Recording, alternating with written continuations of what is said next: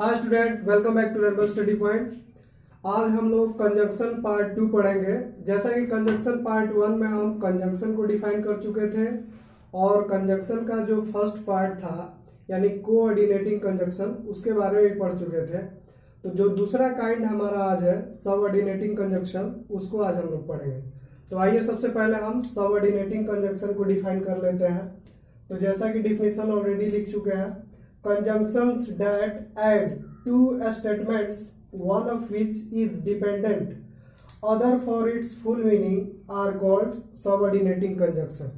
यानी वैसे कंजंक्शन जो किसी डिपेंडेंट क्लॉज को, ठीक है, किसी मेन क्लॉज से जोड़ने का काम करता है, उसी को हम लोग सबऑर्डिनेटिंग कंजंक्शन कहते हैं। ठीक है, यानी वैसे कंजंक्शंस जो किसी डिपेंडेंट क्लॉज को यानी डिपेंडेंट क्लॉज को मेन क्लॉज से जोड़ने का काम करता है, उसी को हम लोग सबऑर्डिनेटिंग कंजंक्शन कहते हैं।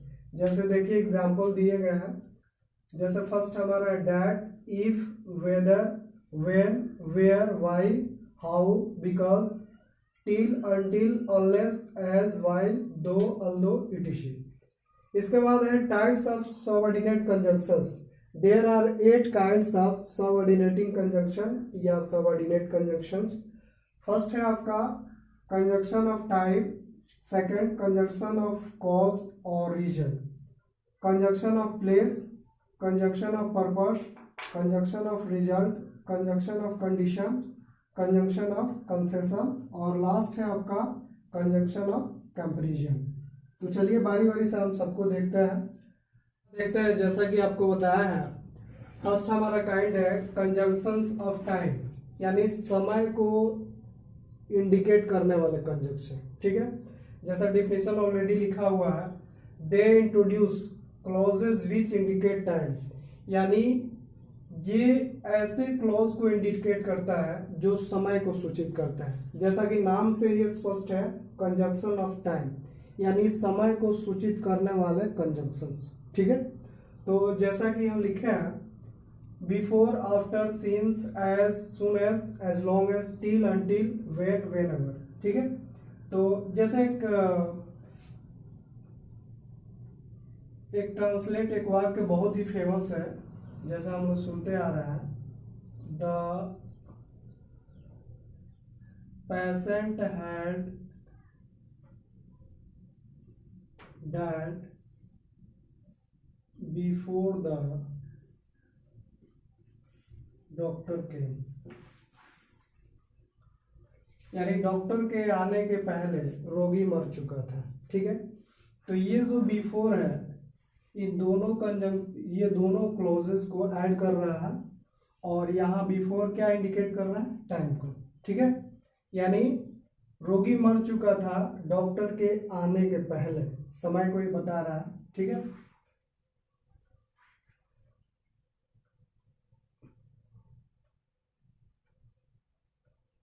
You will have to wait here until I return। You will have to wait here until I return, यानी जब तक मैं ना लौटूं आपको यहीं पे इंतजार करना होगा। ठीक है, तो यहाँ पे ये जो until वर्ड है ये कंजंक्शन है और यहाँ पे ये टाइम को इंडिकेट कर रहा है। ठीक है, तो इसी तरह से ये जितने भी कंजंक्शंस हैं ये सब टाइम को इंडिकेट कर रहे हैं, देयरफॉर ये कंजंक्शन ऑफ टाइम के अनुसार डिफाइन किए जाते हैं। ठीक है, जैसा एज सुन एज, जो है, ठीक है, I went there as soon as I died, यानी जैसे ही मैं वहां गया वो मर गया। ठीक है, तो यहाँ भी टाइम को इंडिकेट कर रहा है as long as, wait here as long as you can, मतलब आप यहाँ इंतजार करो जितना देर आप कर सकते हो। ठीक है, तो ये जितने भी वर्ड्स हैं ये सभी के सभी टाइम को इंडिकेट कर रहे हैं। दूसरा आप देखेंगे कंजंक्शंस ऑफ रीजन या कॉज। ठीक है, तो सभी के डिफिनीशन सेम है, बस डिफरेंस क्या है, जैसा कि हम यहाँ लिखे हैं they introduce clauses which indicate time, तो टाइम था तो टाइम लिख दिए। अब आपका कॉज है या रीजन है तो क्या लिखेंगे, they introduce clauses which indicate cause या रीजन, ठीक है। यानी वैसे क्लॉजेज जो रीजन या कॉज को इंडिकेट करते हैं उसको हम लोग कंजक्शन ऑफ कॉज या रीजन बोलते हैं। जैसे बिकॉज,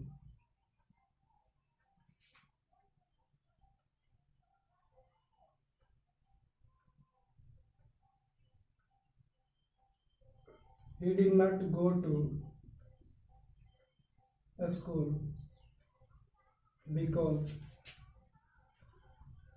he was ill, वह विद्यालय नहीं गया क्योंकि वह बीमार था, ठीक है। तो विद्यालय क्यों नहीं गया, क्योंकि वो बीमार था, तो उसका रीजन बताया जा रहा है, कारण बताया जा रहा है, और ये कारण कौन सा बता रहा है, वर्ड बिकॉज। देयरफॉर बिकॉज यहाँ क्या हो गया, कंजक्शन ऑफ कॉज या reason. Since that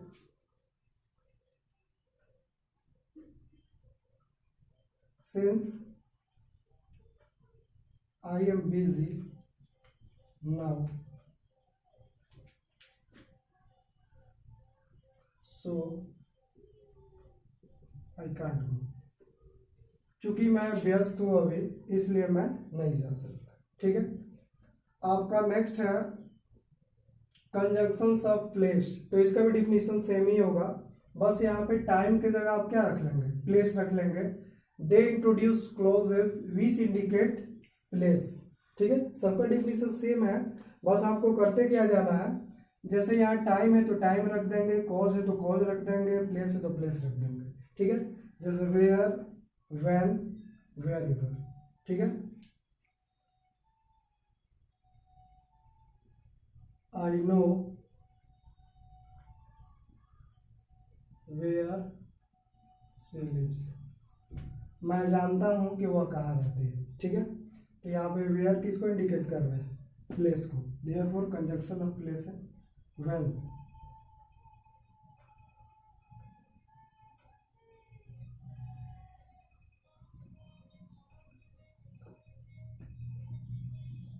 they know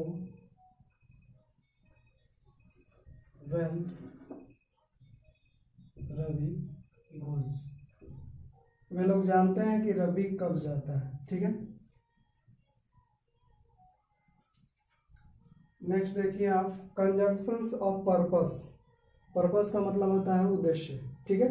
ये पर्पस को बताता है, तो इसका भी डिफिनीशन सेम होगा, बस क्या करेंगे, जैसे टाइम लिखा है तो वहां पे पर्पस लिखेंगे। They introduce clauses which indicate purpose, ठीक है, उद्देश्य को जो बताए।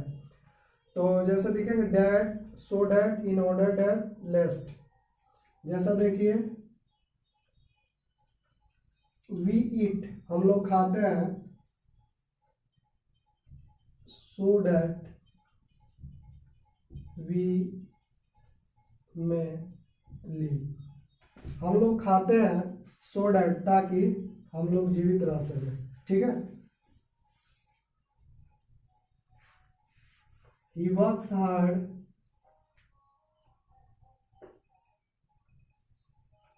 in order that he may pass, वह कठिन परिश्रम करता है ताकि वह सफल हो सके, तो ये इन ऑर्डर दैट पर्पस है, ठीक है। एक और देखिए walk slowly लेस्ट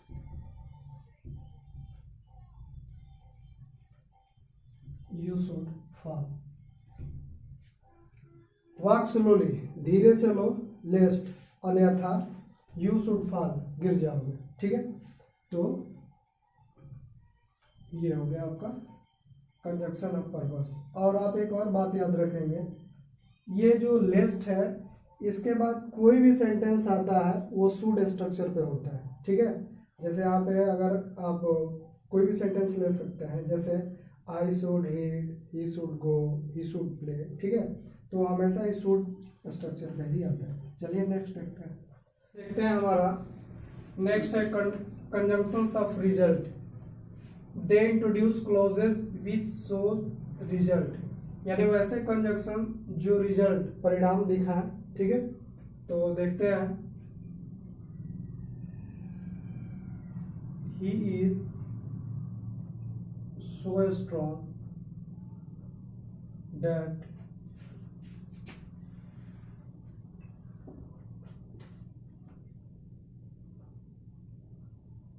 no one threats him, यानी वह इतना स्ट्रॉन्ग है कि कोई भी व्यक्ति उसे धमकाता नहीं है। ठीक है, नेक्स्ट देखिए, she is so weak that she can't walk, वह इतनी कमजोर है कि टहल नहीं सकती है, यानी वह कमजोर है और उसी का रिजल्ट क्या है कि टहल नहीं सकती है। तो यहाँ पे पहला जो सेंटेंस है उसका रिजल्ट दूसरे सेंटेंस में दिख रहा है, यानी ही इज सो स्ट्रॉन्ग, वह इतना मजबूत है। तो मजबूत है उसी का ना रिजल्ट है कि कोई उसको नहीं थ्रेट्स कर सकता है, धमका नहीं सकता है। और सी इज सो वीक, वह इतना कमजोर है, कमजोर है उसी का ना रिजल्ट है कि कोई मतलब वो टहल नहीं सकती। तो यहाँ पे हम रिजल्ट दिखा रहे हैं और इसका भी डिफिनीशन सेम ही होगा जैसा कि आपको पहले भी बता चुके हैं। तो यहाँ पे हम क्या करेंगे, they introduce clauses which shows या इंडिकेट रिजल्ट, तो यहाँ पे हो जाएगा कंडीशन, यानी वैसे कंजंक्शन जो कंडीशन को बताए। जैसे देखिए, if you come to me, I will help you, यदि आप मेरे पास आते हो मैं आपकी मदद करूंगा।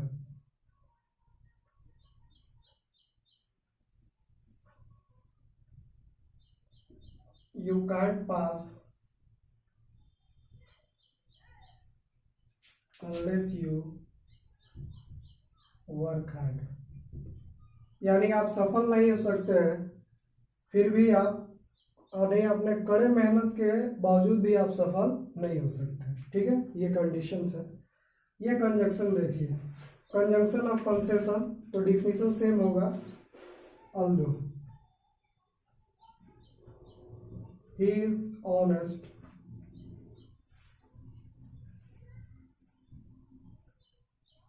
अल्दो या दो, दोनों का अर्थ सेम है, he is poor, he is honest, वह ईमानदार है, तथापि ही इज पुअर, फिर भी क्या है, गरीब है। ठीक है, लास्ट हमारा है conjunction of comparison. Comparison means होता है तुलना करना, तुलना को दिखाना। ठीक है, so then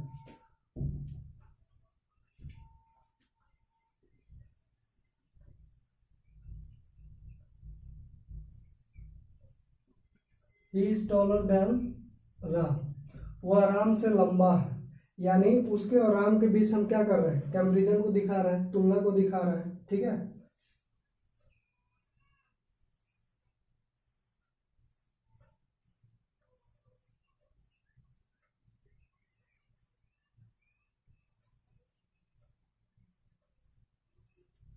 he is as tall as I, वह उतना ही लंबा है जितना मैं।